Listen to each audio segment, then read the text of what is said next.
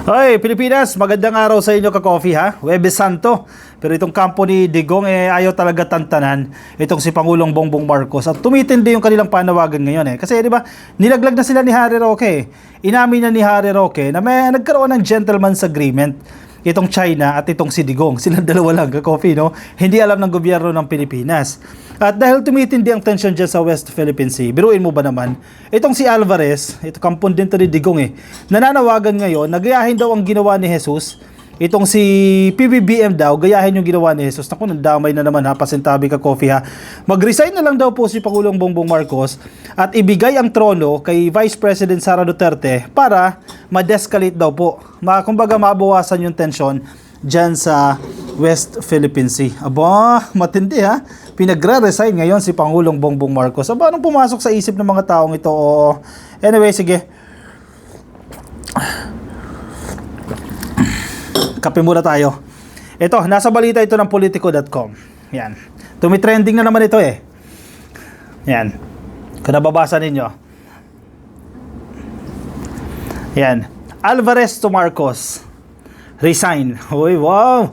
Give way to Sara Duterte to de-escalate West Philippine Sea tension. Sino maniniwala sa inyo? Mag-resign daw si Pangulong Bongbong Marcos. Hindi nga nagsasalita si Vice President Sara Duterte Counting statement against China Hindi ito naglalabas ng katiting na pahayag patungkol dito sa China. So anong ibig sabihin ng de-escalate? Ibig sabihin ba niyan i-give way o ipamigay na lang itong ating teritoryo? Kasi tahimik nga silent dito si Vice President Sara Duterte Hindi niya nga makundina itong ginagawang pambubuli ng China. Pero pag kay Kibuloy, nagbibigay ito ng statement. Tapos ito ang gustong mangyari ni Alvarez para ma-de-escalate daw ka-coffee itong tension dyan sa West Philippine Sea. Ano kahibang? Diba? Former Speaker and incumbent Davao del Norte Representative Pantaleon Alvarez on Wednesday urged President Marcos to reflect. Uy, naku, pinayuhan po si Pangulong Bongbong Marcos na mag-reflect daw po yan at mag-mediate ngayong Holy Week. Dinamay pa ang Holy Week and voluntarily give his position to Vice President Sara Duterte. Anong nakain itong mga to? Ibigay daw po ng kusa. Again voluntarily ibigay ng kusa itong posisyon niya bilang presidente kay Vice President Sara Duterte para ma-de-escalate itong tension dyan sa West Philippine Sea. Ano to? Anong naisip ninyo? Alvarez said if Marcos resigns, ambition nyo yan. Excited talaga itong mga tumakaupo Kasi pagsapit ng 2028, hindi mananalo itong mga to Alvarez said if Marcos resigns, the tension in the West Philippine Sea between the Philippines and China will de-escalate. Dahil mag-give way na lang tayo. Ibigay na lang natin yung Ayungin Shoal. Ibigay na lang natin yung ilang teritoryo dyan sa West Philippine Sea, dyan sa China para matigil itong tension. Yan ang naiisip dito Yan ang imagination. Actually, kahibangan ito ni Alvarez, no? Magre-resign si Pangulong Bongbong Marcos. Ang ganda-ganda ng ginagawa para kay Sara Duterte na hindi makapagsalita para sa pagtatanggol sa Pilipinas laban sa pang-aabuso ng China. Sabi niya, I will advise the President. Hindi kailangan. Unsolicited advice ito at hindi kailangan tong advice na to. I will advise the President to reflect and meditate this Holy Week. If Jesus Christ himself made sacrifice for the people, maybe it is his turn to do the same by voluntarily resigning from his position and turn over the functions of the presidency to the duly elected Vice President in the person of Vice President Sara Duterte. Wow! Isang malaking wow! Ano naisip mo? Sobrang kaibahan nito Following the latest water cannon incident perpetrated by the Chinese Coast Guard on the Philippine resupply mission boat heading to Ayungin Shoal, Alvarez called on Marcos to reassess his strategies in dealing with the Chinese government in the West Philippine Sea. Paano? May sinekreto kayo May hindi kayo inamin na nagkaroon pala ng gentleman's agreement. Gentleman's agreement, noon secret deal. Ngayon binago yung term mas pinaganda ng bahagya. Usapang lalaki daw po. Kasunduan ng dalawang lalaki. Gentleman's agreement itong si Digong at itong si Xi Jinping.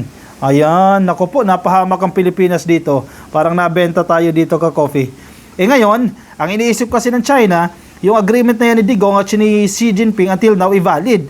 In the first place, wala naman talagang validity yung agreement na yan dahil wala kang kasulatan Di ba? Verbal agreement lang ito. Napahamak ang Pilipinas dahil sa agreement na to.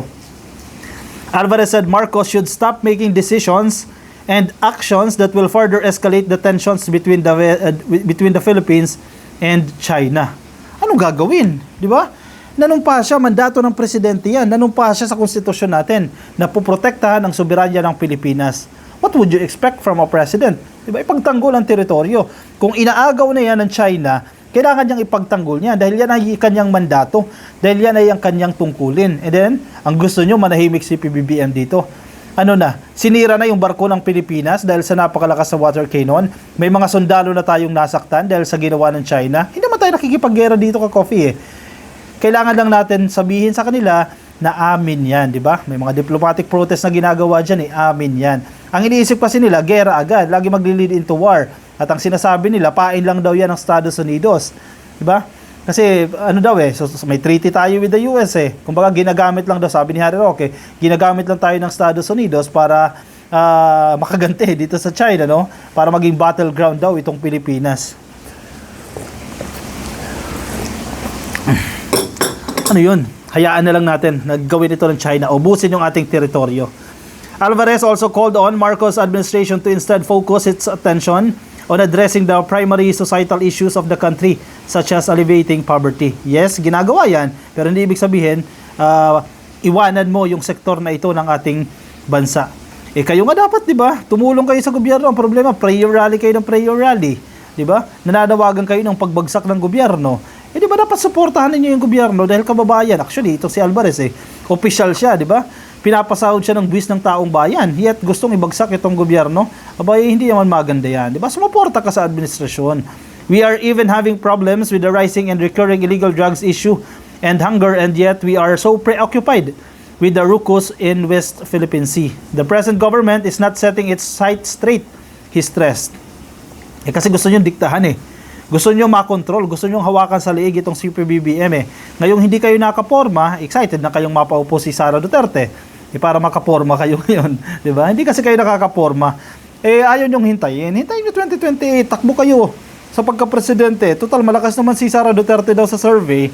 Sige, takbo. Pag nanalo yan, kontrolin nyo si Sara Duterte, kampo nyo yan How can we expect to fight or even retaliate if our families are hungry with no food on their plate?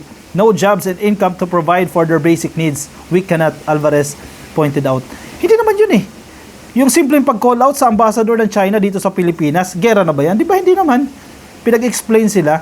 Ina-assert natin yung ating rights. Amin yan, di ba? Ang hamon yan ni Gimbut Teodoro dyan Dalhin nyo yan sa international court.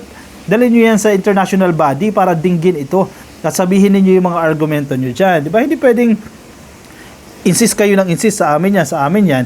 Pero ang basis ninyo, contrary doon sa UNCLOS na sa amin yan. Diba? Yun ang mahirap dito Tapos itong mga to na pro-China, malinaw naman na pro-China itong mga to, ang solusyon nila mag-resign si PBBM. Ano kung nag-resign si PBBM? Ano mangyayari ngayon? Si Sara Duterte na ang presidente natin. Kung si Sara Duterte na ang presidente, paano yan? Hindi nga siya nagsasalita, not a single statement against China or condemning the acts of China. Diba?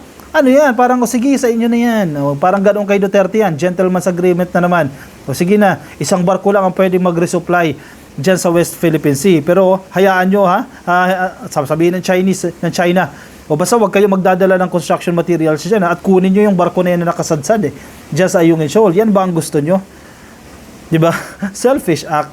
Anyway, kaya takot ito Actually, yung China, pinagtutulungan din sila ngayon ng iba't ibang bansa Naglalabas ito ng statement of support sa ating administrasyon. At syempre, isa dyan sa kinakagalit nila, nangingialam daw kasi itong Estados Unidos, itong US. May treaty tayo dyan May kasunduan tayo dyan. Not because of PBBM. Noon pa yung treaty na yan.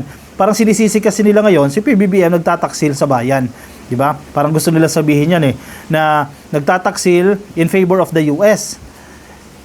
Ngayon, naglabas itong mga senador ng Estados Unidos, US Solons assure PBBM of support on West Philippine Sea dispute. We stand with you, sabi ng mga senador. Malaking factor kasi yung Congress Sa halimbawa, wag naman po sana magkaroon ng tensyon, magkaroon ng gera, etc.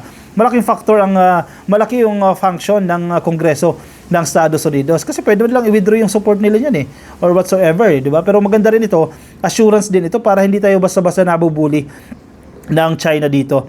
President Marcos has earned the support of U.S. congressional delegation over the Chinese aggression in the West Philippines. Hindi lang U.S., marami pang mga bansa ang nagpapakita po ng suporta sa atin. We share your concern about China's aggression with regard to many of the issues around the Philippines. We stand with you and we want to continue to stand by you and with you and to push that aggression back appropriately.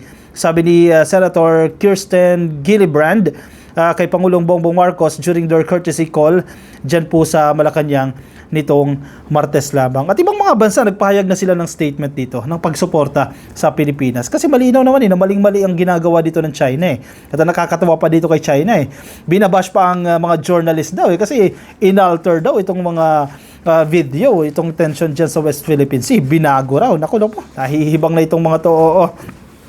Tapos kakampihan pa ni Alvarez, kakampihan pa ni Digong, kakampihan pa ni Harry Roque. Naku po, pagtataksil sa bayan yan dapat imbestigahan yan at dapat managot yan. Tama itong panawagan dyan sa House of Representatives ni Franz Castro. Imbestigahan itong secret deal na ito, itong agreement, gentleman's agreement na yan with China.